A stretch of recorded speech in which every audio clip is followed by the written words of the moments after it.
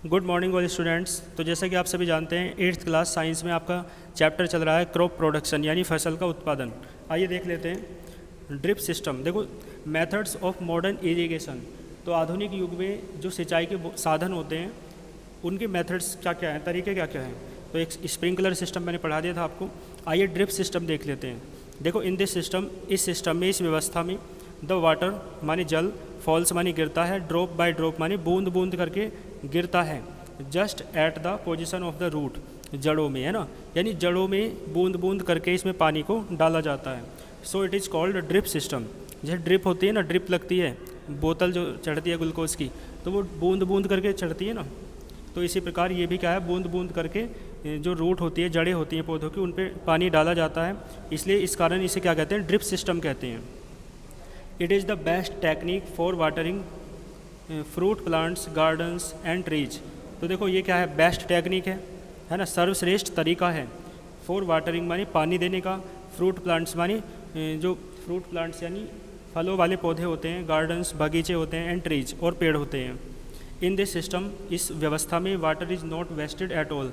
इसमें पानी क्या है, वेस्ट नहीं होता है, नष्ट नहीं होता है ज़्यादा मात्रा में, ठीक है ना, व्यर्थ नहीं होता है।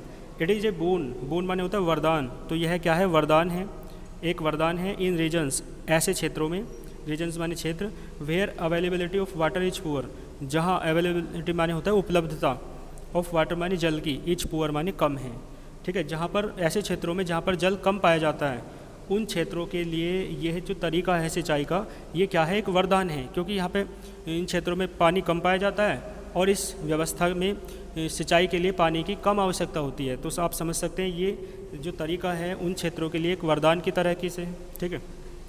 इसके बाद है, देखो, फ्यूरो सिस्टम।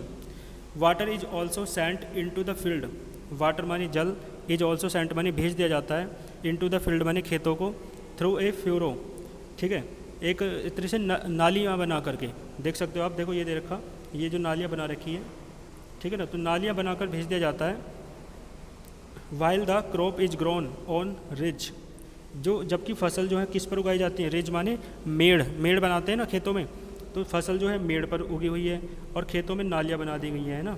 तो इधर पानी आएगा और यहाँ से पानी इन पौधों को मिल जाएगा।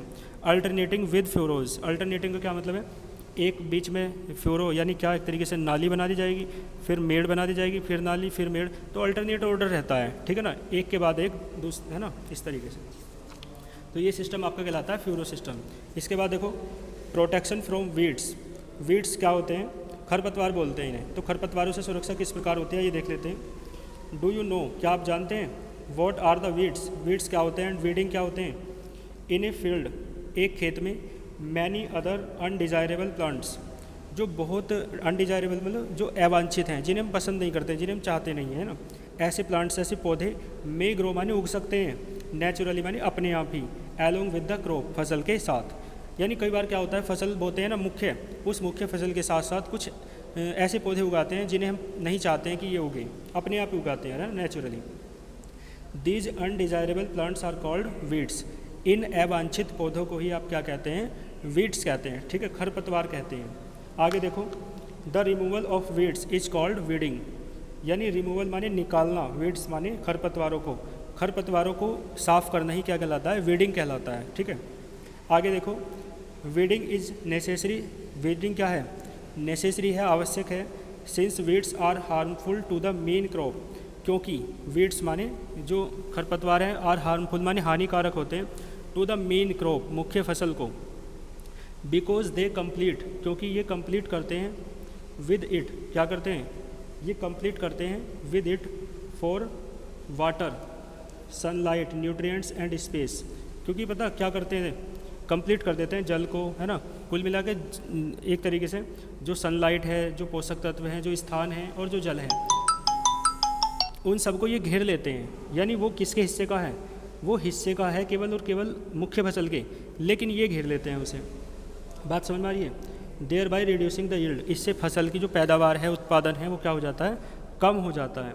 वीड्स ऑफन ग्रो फास्टर, तो ये जो खरपतवार है ना, ग्रो फास्टर माने बहुत तेज़ी से उगते हैं, देन द मेन क्रॉप, मुख्य फसल की तुलना में, and are specific to the crop with which they grow, ठीक है। और क्या होते हैं, स्पेसिफिक माने मुख्य होते हैं,